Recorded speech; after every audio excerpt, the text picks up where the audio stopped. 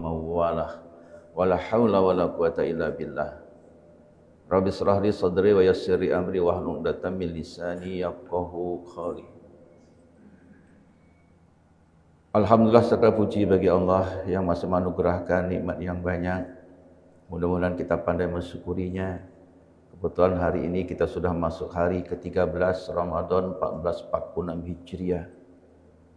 Mudah-mudahan dengan rasa syukur kita, Allah akan permudahkan perjalanan ibadah Ramadan kita tahun ini. Karena memang kita tidak diminta untuk menghitung nikmat Allah, kita hanya diminta mensyukuri setiap nikmat-nikmat Allah. Tidak hanya nikmat di dunia, tapi kita juga mengharapkan nikmat di akhirat. Karena di akhirat ada nikmat yang tertinggi. Nikmat ketika kita bisa melihat zat Allah secara langsung. Wujuhu yawma idzin nadhirah ila rabbiha nazirah. Betapa wajah-wajah saat itu memancarkan cahaya yang cemerlang karena ia memandang zatnya Allah secara langsung. Maka dalam i'tiqad Ahlussunnah wal Jamaah, melihat Allah secara langsung itu adalah suatu nikmat yang tertinggi ketika berada di alam akhirat nanti. Logika kita berpikir, ketika kita bisa melihat zat Allah, pastilah kita di tempat yang istimewa. Mudah-mudahan kita termasuk orang-orang yang masuk surganya Allah dari pintu Ar-Rayyannya. Amin Allahumma amin. Salawat serta salam kepada baginda kita Nabi besar Muhammad sallallahu alaihi wasallam. Allahumma shalli ala sayyidina Muhammad wa ala alihi wa sahbihi ajma'in.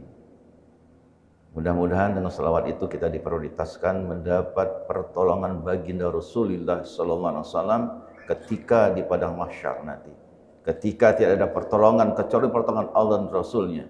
Dan kita berharap kita, keluarga kita, dan juga saudara-saudara kita, sahabat kita, jamaah kita semua menjadi ahlu syafaah baginda Rasulullah sallallahu alaihi wasallam. Amin Allahumma amin. Baik, di hari ke-13 ini malam tadi kita tarawih. Malam nanti kita akan tarawih yang ke-14. Kenapa begitu ketiba bulan Ramadan untuk menghidupkan malam Ramadan itu salah satunya adalah ibadah tarawih. Karena perlu kita ingat, sering kami sampaikan di pengajian-pengajian kita, termasuk di Masjid Agung Qubatimah ini. Sebelum kita lanjut, bahwa Ramadan itu punya ruh. Seseorang manusia, makhluk Allah, ketika masih ada ruhnya, masih dia punya nilai yang tinggi. Tubuh kita saja umpamanya, ketika masih ada ruh, masih ada nilai. Tetapi ketika ruh sudah keluar dari tubuh kita, maka berubah status kita. Bukan lagi makhluk hidup, tetapi almarhum. Sudah wafat. Maka orang-orang yang dirahmati Allah, maka gelarnya almarhum. Nah, karena Ramadan juga kalau tidak ada ruhnya, itu tidak punya nilai apa-apa. Apa ruhnya? Siam pada siang hari dan qiyam pada malam hari. Itulah ruhnya.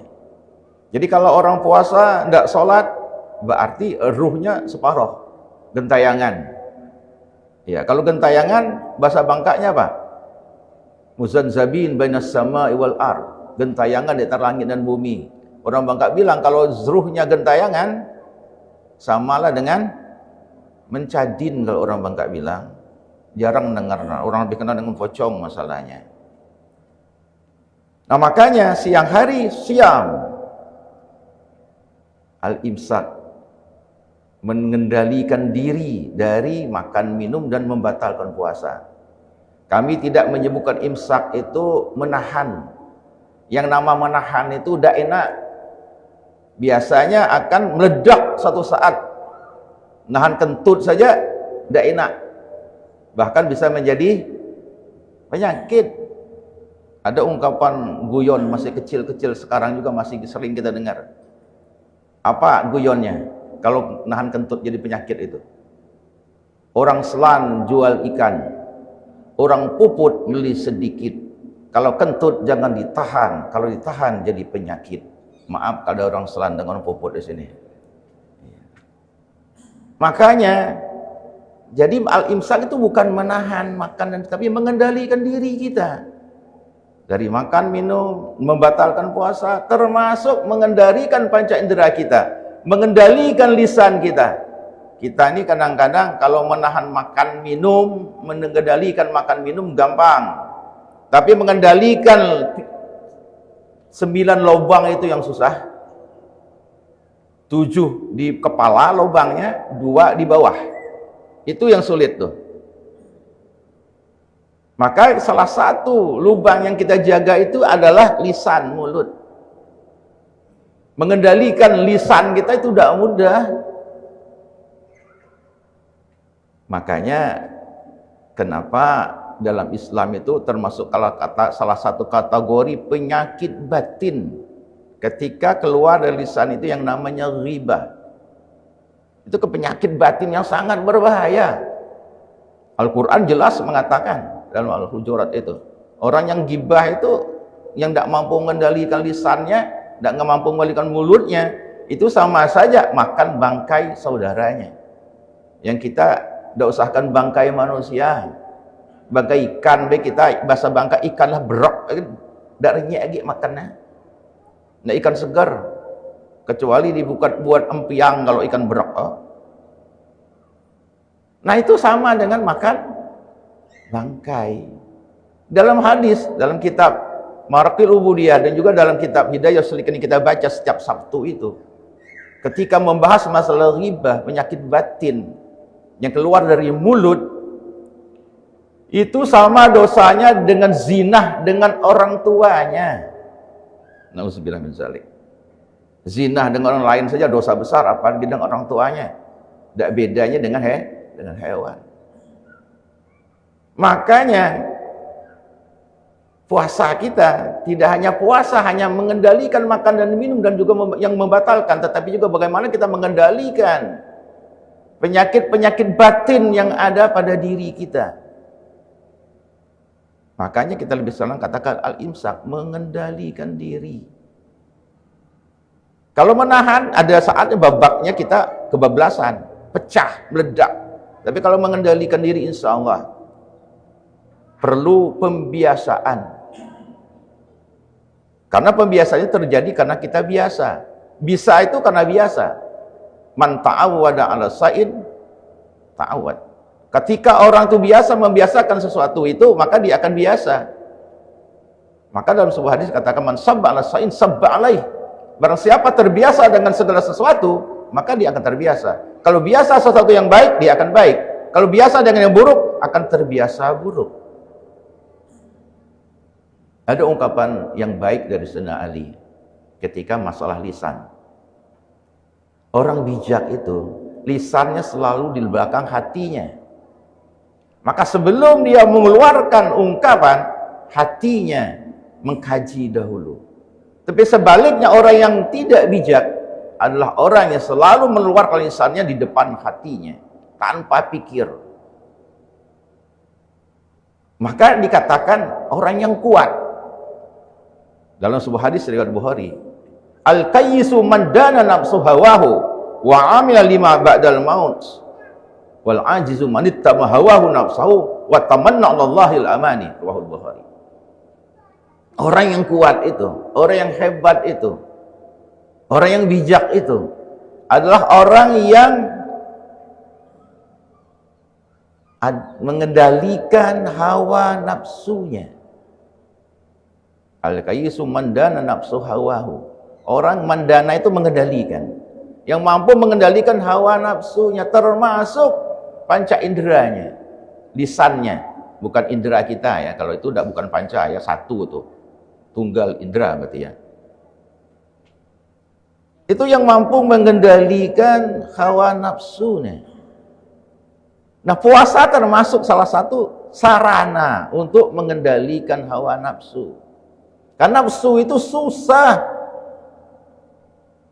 Tapi bersyukur manusia itu memang harus ada nafsunya. Sebab kalau tidak ada nafsunya, jadilah malaikat. Nafsunya berlebihan tanpa ada akal, bisa lebih buruk dari hewan, bahkan lebih buruk dari setan laknatullah. Maka nafsu perlu dikendalikan. Bagaimana mengendalikan puasa termasuk sarana mengendalikan hawa nafsu kita. Karena dalam banyak riwayat mengatakan nafsu itu hanya kalah dengan lapar dan haus. Panas dia tahan, hidup AC, dingin, hidup pemanas. Ya. Tapi ketika lapar, ngaruhnya dia tahan. Ya. Itulah caranya mengendalikan dirinya. Salah satu dengan sarana berpuasa.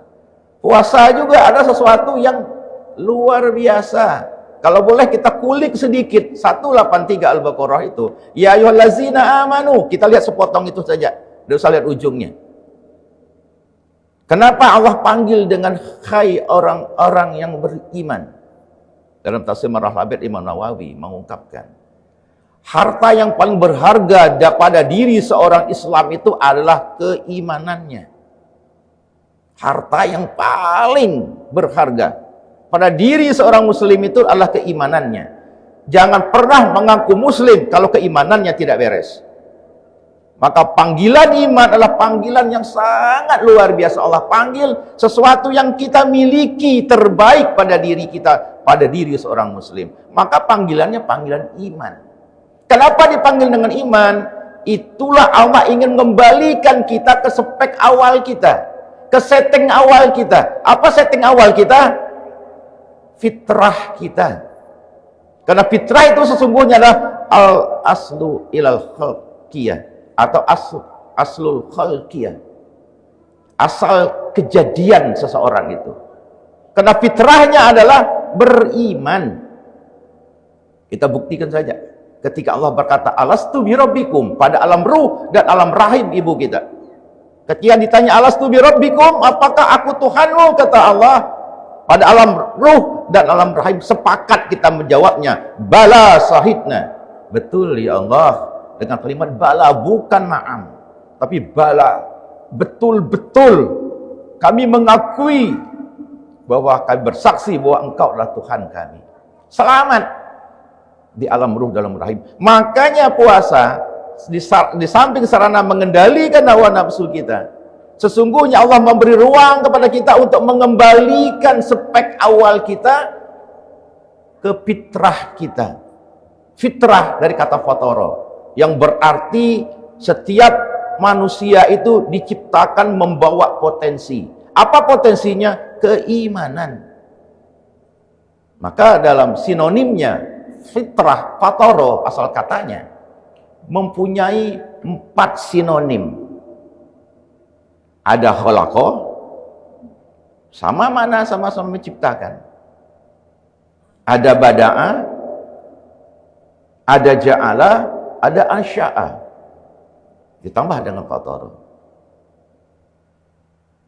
Mutadi, sinonim dalam istilah terminologi bahasa Arab. Itta'adal labzu wattahadal makna, kaidahnya. Lapasnya banyak, tapi punya makna yang satu. Nah, fitrah, asal kejadian potensi yang kita bawa adalah keimanan. Maka panggilannya ayyuhallazina amanu, hei orang-orang yang beriman. Karena itulah fitrah kita. Nah, ini ruang untuk mengembalikan diri kita ke fitrah kita. Maka dalam hadisnya ketika siam dan qiyam selalu kalimatnya kama waladat ummuhu man shoma ramadhana imanu wa ihtisaba ghufira lahu ma taqaddama bi dzanbih. Di ujungnya kama waladat ummuhu. Demikian juga man qama ramadan, qiyamnya malam hari, tarawihnya dan ibadah-ibadah lainnya. Imanu wa ihtisaba, iman juga karena potensi iman. Ihtisaban, mengharap ridha Allah. Ghufira lahu ma taqaddama min dzanbi, Allah hapus dosa-dosa yang terdahulu. Ujungnya juga sama, kama waladat ummuhu, sebagaimana ia dilahirkan oleh ibunya. Kembali ke fitrah kita. Mumpung Ramadan tahun ini yang kita tidak tahu apakah akan selesai Ramadan tahun ini, tidak usah mengharapkan Ramadan tahun depan, tapi paling tidak kita sempurnakan Ramadan kita tahun ini dengan iman dan ihtisaban. Saimin rahimakumullah, sidang salat subuh berjamaah kita sempurnakan juga pagi hari kita ini, di samping kita ibadah wajib, sholat subuh, sholat sunat, dan juga iktikaf kita yang belum meniatkan iktikafnya, silakan kembalikan agar mendapat sempurnanya ibadah kita. Saiman rahimakumullah, kita kembali ke asal. Jadi sesungguhnya puasa itu mengembalikan ruang kita untuk kembali ke fitrah kita. Orang yang punya keimanan, ada yang bertanya, kenapa iman itu bagi orang Islam diucapkan dengan lisan, ditakrirkan dengan hati, diijawantahkan, diimplementasikan dengan amal perbuatan. Diucapkan dengan lisan, memang harus terucap. Maka kita enak bagi umat Islam. Memang yang mu'alaf itu ketika masuk Islam disahadatkan. Tetapi kita dari kecil umur 7 tahun diperintahkan salat, sesungguhnya sedang mensibrah kita, sedang mencelup diri kita, sedang mengkader kita untuk kembali keimanan kita lewat 2 kalimat syahadat kita. Maka ketika kita tasahud awal, subuh tasahud akhir langsung, pada salat di 3 rakaat 4 rakaat tasahud awal dan tasahud akhir, selalu kita ucapkan asyhadu an la ilaha illallah wa asyhadu anna muhammadar rasulullah. Itu kan kalimat 2 kalimat syahadat, syahadatain. Bahkan ketika illallah, etika kita mengucapkan illallah, mata kita pandang ke ujung jari kita, karena betapa esensinya hal itu. Jadi kita disibukkan setiap waktu, paling tidak 5 kali sehari, untuk menyempurnakan keimanan kita, keyakinan kita dengan 2 kalimat syahadat. Kapan kita mengucap 2 kalimat syahadat kalau tidak di waktu salat? Paling-paling di waktu orang masuk Islam. Azan bukan 2 kalimat syahadat, hanya syahadat ilahi dengan syahadat Rasul. Iqamah juga sama. Tetapi ketika ada waw tengahnya, wa asyhadu anna muhammadar rasulullah, itulah 2 kalimat syahadat. Maka istimewa untuk mengembalikan diri kita ke fitrah kita, keimanan. Lisan kita ucapkan. Maka ketika lisan mengucapkan, artinya mengabaikan hal-hal yang buruk. Karena lisan, iman itu di lisan. Ditakrirkan, dimantapkan dengan hati. Hati tidak boleh merusak hal-hal yang lain. Kita ragu terhadap penciptaan Allah, kita ragu terhadap diri kita Allah, itu juga rusak akidah kita, rusak iman kita. Aku sih yakin, yakinnya kalau kita persentasekan, tidak boleh kurang dari 100%. Itulah akidah keimanan. Makanya yang tak kalah pentingnya adalah ketika kita lisan kita berkata iman, hal-hal yang merusak lisan juga kita hindari, termasuk mengomong carut, bahasa kita jadi apa gibah tadi. Saiman rahimakumullah.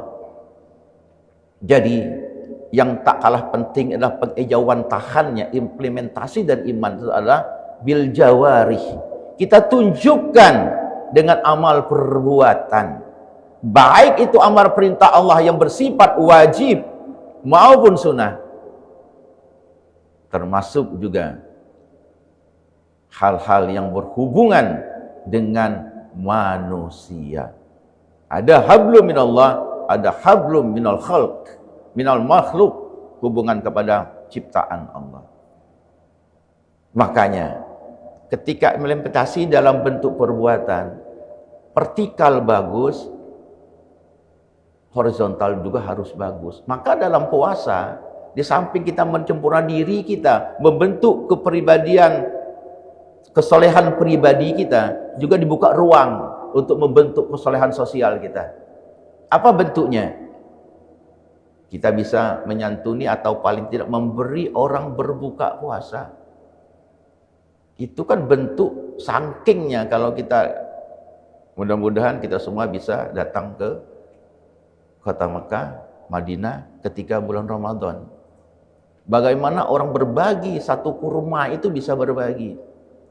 Tidak usah kurma yang banyak, 1 biji kurma. Saking mereka ingin mendapat pahala, memberi ruang kepada orang untuk berbuka. Bahkan mereka tidak sungkan narik kita untuk berbuka di hidangan mereka. Bahkan dikasih hadiah. Hadiahnya dalam bentuk ringgit, bukan hadiah dalam bentuk rupiah kan. Saking mereka senangnya menyediakan berbuka. Untung sekarang ya sedih kita tidak dibuka lagi siar langsung ketika berbuka maupun salat tarawih. Kalau dulu sebelumnya kan dibuka bisa kita lihat, paling-paling hanya bisa kita lihat di YouTube. Begitu mereka berbagi ketika Ramadan, karena memang itu dalam rangka membangun hubungan sosial, hubungan horizontal sesama kita, untuk menyempurnakan ibadah puasa kita. Makanya implementasi iman dalam bentuk penjawantahan dan bentuk amal, maka puasa juga termasuk salah satu ibadah istimewa yang kita persembahkan kepada Allah. Di samping kembalikan kepada fitrah kita, puasa Ramadan ini itu juga sekaligus memberi kepada kita untuk mempersembahkan ibadah terbaik kita kepada Allah. Salat terbaik, betul. Zakat terbaik, betul. Haji termasuk ibadah yang terbaik juga. Tetapi puasa lebih istimewa dari yang lainnya. Kenapa? Sebab karena itulah ibadah terbaik kita persembahkan kepada Allah. Allah sendiri yang akan mengasih hadiah berapa besar pahalanya. Kullu amal ibni Adam, dalam hadis qudsi diungkapkan. Qala Rasulullah wa qala Allah Ta'ala, kullu amal ibni Adam lahu, seluruh amal anak Adam itu untuknya. Kullu itu kalau dalam bahasa mantik dikatakan kullu jami. Dalam bahasa matematik dikenal dengan kuantor universal. Maknanya adalah semua, semua amal anak Adam itu kembali kepadanya. Illa siyam, kecuali puasa. Fa innahu li wa ana ajzibi. Maka sesungguhnya puasa itu milikku, kata Allah. Aku sendiri yang akan memberi berapa besar pahalanya. Sementara di bulan Ramadan Allah menggober diskon-diskon. Terlalu dekat nyari diskon, atau terlalu jauh hanya ke supermarket, ke Transmart, ke Ramayana, ke Hypermart, ke toko-toko mencari diskon. Di rumah, di masjid gampang, diskon Allah lebih besar. Berapa besar diskon Allah? Kullu hasanatin bi asri amsalihah ila sab'i mi'ati difin. Allah menggober diskonnya ketika Ramadan ini dalam perilaku perbuatan yang baik. Kullu hasanatin bi asri amsalihah. Setiap kebaikan itu Allah balas 10 kali lipatnya. Ila sab'i mi'ati difin, hingga 700 kelipatannya. Ila siyam, kecuali puasa, aku yang akan memberi pahalanya. Ibadah sekecil apapun, sepotong kurma pun, Allah akan balas dengan 10 kali lipat, hingga 700 kali lipat. Berani diskon enggak? 700%. Kita goyon dengan ownernya Paradigmat. Kalau 700%, bukan lagi untung namanya, sedekah. Diskon tuh 30%, 40%. Kalau Allah memberi diskonnya sampai 700%. Kecuali puasa. Kenapa puasa? Allah berkepentingan di situ. Karena ibadah-ibadah lain itu bisa terukur. Salat bisa dilihat dari mulai takbir sampai taslim, bisa kelihatan. Rukun fi'linya, rukun kaulinya bisa didengar, bisa dilihat.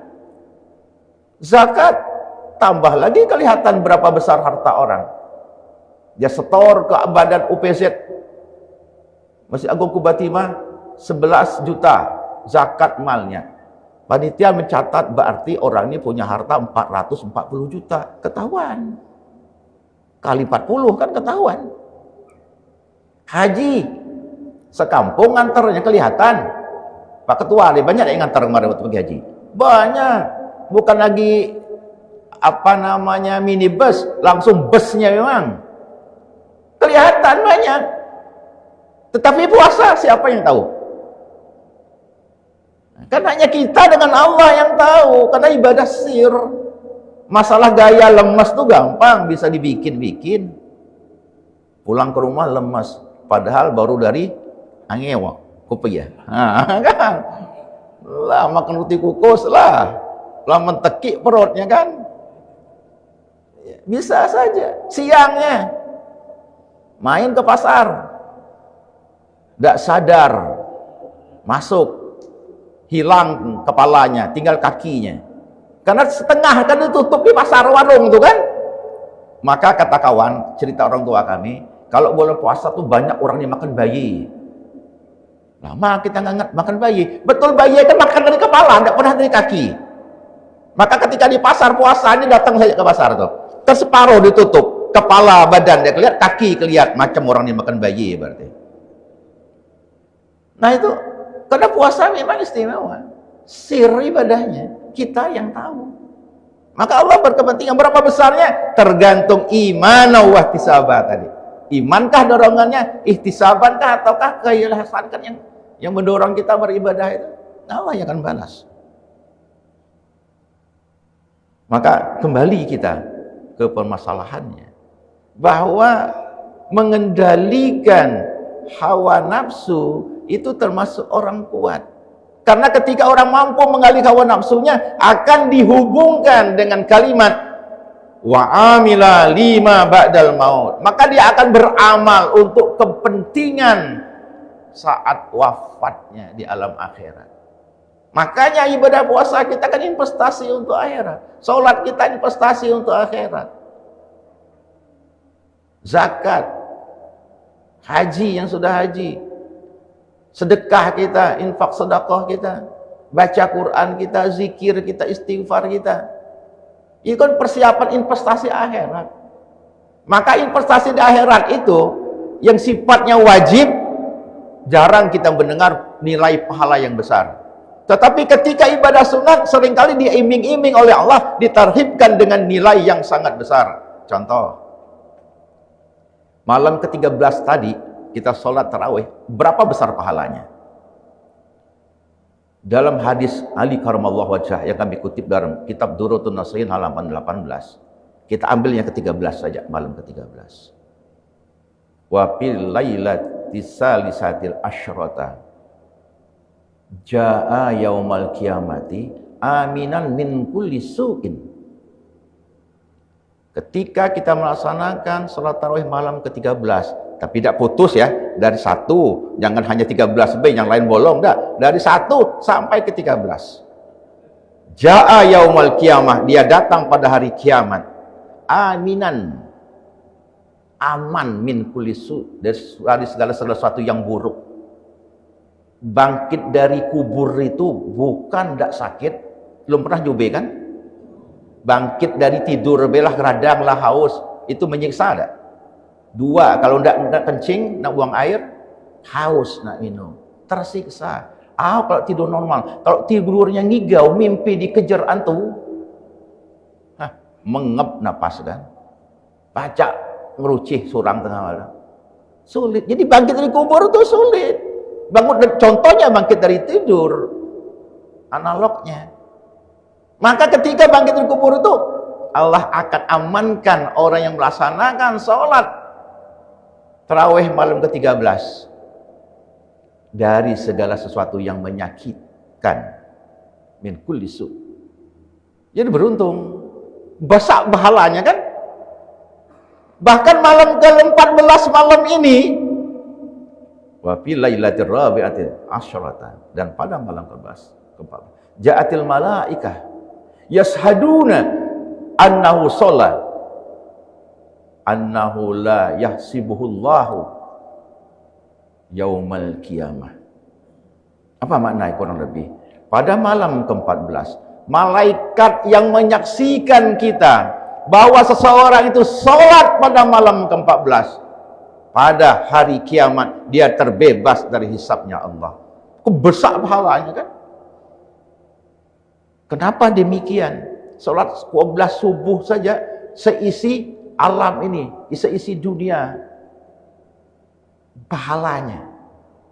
Kenapa demikian? Itulah untung dalam beribadah. Ketika untung berarti ada investasi yang kita tanam. Tidak mungkin kita tidak punya modal beruntung. Harus ada modalnya. Apakah modalnya? Ibadah-ibadah wajib kita itulah ra'sul mal, modal harta perdagangan kita ketika kita transaksi dengan Allah. Makanya ibadah-ibadah sunnah itu besar-besar pahala, karena bagian dari untung. Investasi 1 juta hari ini, mungkinkah hasilnya jadi 1.100.000? Bisakah hasilnya jadi 2 juta? Bisakah hasilnya 3 juta? Bisa saja, karena memang untung namanya. Bisa lebih besar dari modal. Kalau modalnya besar, dijual rugi, bukan untung namanya kan? Khosir, rugi namanya. Tapi untung itu selalu lebih.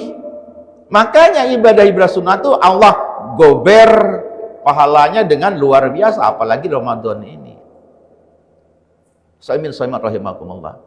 Jadi amal kita tidak hanya kita orang kuat itu, di samping mengendalikan hawa nafsu, kita mempersiapkan investasi akhirat kita. Ibadah apapun, termasuk katanya sedekah itu yang luar biasa. Jenazah, mayat dalam kubur itu kalau pacak diberi kesempatan hidup sedetik jelas untuk bersedekah. Maka bulan puasa itu tidak hanya bulan beribadah, membangun kesolehan pribadi, tapi juga membuka ruang kita untuk kesolehan sosial kita. Termasuk kategori bersedekah, memberi buka bagi orang yang berpuasa. Itu orang kuat. Maka al-imsak, mengendalikan diri kita dalam bulan puasa ini, mengendalikan hawa nafsu kita untuk membuat kita lebih kuat. Karena lawan kuat itu lemah. Lemah itu siapa? Apakah kalah bertinju lemah itu? Tidak. Al-ajizu manittaba hawahu nafsahu. Orang yang selalu memperturutkan hawa nafsunya, itulah orang yang lemah. Kita ini kadang-kadang ketika memperturut hawa nafsu kita, an-nafsu la'ammaratun bisu, kecenderungannya. Nafsu itu cenderung kan mengarah orang kepada perbuatan buruk. Makanya nafsu itu yang bahaya adalah ketika dia menjadi penyakit batin. Itu yang bahaya. Iri, dengki, gibah tadi. Itu penyakit-penyakit yang sangat kita khawatirkan. Iya. Kalau dulu istilahnya, kalau sekarang WA, kalau kan SMS. Senang melihat orang susah, susah melihat orang senang. Ya. Itu penyakit yang harus kita hindari. Karena sekarang yang memperlemahkan kita, umat Islam, kita sebelaku orang Islam, penyakit itulah yang menyebabkan kita jadi lemah. Lemah secara batiniah. Karena kita memperturutkan hawa nafsu kita yang cenderung mengarah kepada perbuatan buruk. Oke lah, nafsu mutmainnah nanti puncak tertinggi. Itu pun dipanggil Allah kalau kita lagi oper. Ya. Wadhuli fi jannati, berartilah ninggal kan? Nafsu mutmainnah janjinya. Orang yang selalu memperturut hawa nafsunya. Kita yang khawatir ini, memperturut hawa nafsu itu menyangkut masalah-masalah duniawi. Ya. Maka ketika kita ngejar dunia, bukan berarti tidak boleh ya. Kita di dunia ini tetap butuh fasilitas materi dunia. Tapi tidak boleh itu berlebihan. Sehingga disebut hubud dunia. Nah, kenapa sebab? Bahaya kalau orang lupa. Ketika dia akan menghilangkan identitas, melupakan identitas asalnya. Kayak yang dikejarnya hanya dunia itu mataul ghurur. Laibu walahu. Itu kan dunia. Makanya kalau salah kita meletakkannya, Bukan kita mengendalikan dunia, tapi dunia yang akan mengendalikan kita. Itu yang kita hindari. Tapi kalau kita mampu mengendali, ya silakan. Dibutuhkan memang orang-orang yang kuat untuk mengendalikan dunia. Karena memang tugasnya untuk memakmurkan bumi, memakmurkan dunia. Yang tidak boleh sampai kita diperalat oleh dunia. Tidak tahu pagi, tidak tahu sore, tidak tahu siang, tidak tahu malam. Tadi mana tempatnya kan? Sedih kita melihat demikian itu. Secara tak langsung itu juga melemahkan identitas kita selaku orang yang beriman. Terlalu memperturut hawa nafsu. Yang lebih jeleknya lagi, di ujung hadis itu, wa tamanna Allahil amani. Galak berhayal. Maaf, ada orang Habang sini tak? Berhayal-hayal di halabi Amerika Serikat. Berhayal-hayal sampai ke Amerika Serikat. Tubuhnya gitu itu balilah. Dia kemana-mana. Kenapa? Berhayal. Hati-hati. Generasi muda kita, generasi Z, itu lemah secara mentalnya. Ketika bekerja, 1 hari, 2 hari, sepekan masih tahan, sebulan, lemah mereka. Tidak kurang, ada kajian di MUI itu, 8 juta sampai 10 juta anak-anak milenial kita lemah mentalnya ketika bekerja. Tidak tahan tekanan dari pimpinannya. Sehingga membuat mereka lemah secara mental. Apa sebab berhayal dengan alat ini? Bukan salah alatnya ini, salah orangnya. The man behind the gun istilahnya kan. Tergantung siapa megangnya. Tapi kalau megangnya orang yang benar, orang yang lurus, akan jadi alat yang kebaikan. Tapi kalau orang yang lemah megangnya akan menjadi mudarat. Bukan salah teknologinya, salah individunya. Kajian dia 8 juta sampai 10 juta anak Indonesia yang milenial, yang Gen Z katanya itu, lemah secara mentalnya. Kalau itu yang akan menjadi pemimpin 2045, bukan generasi emas, tetapi generasi mencemaskan. Itu yang kita khawatirkan. Maka watamanna Allahil amani, itu orang yang lemah. Di samping memperturut hawa nafsunya, selalu berhayal-hayal. Maka tamanni beda dengan taroji. Taroji itu jelas. Karena dalam Islam itu, dalam kaidah bahasa Arab ada taroji, ada tamanni. Kalau taroji la'allakum tattaqun dalam ujung ayat ketika puasa, mudah-mudahan taroji. Tapi kalau tamanni, khayalan, mengharapkan embun di siang hari. Bukan embun, kalau dia turun tuh hujan namanya. Nah, mudah-mudahan di materi yang ringkas ini, mari kita jadi orang yang kuat, orang yang selalu mampu mengendalikan hawa nafsunya, menyiapkan perbekalan untuk hari akhir, investasi di akhirat. Ketika itu, itulah orang yang cerdas. Sebaliknya orang yang lemah adalah orang yang selalu memperturut hawa nafsu dan penuh dengan khayalan hidupnya, penuh dengan harapan-harapan kosong.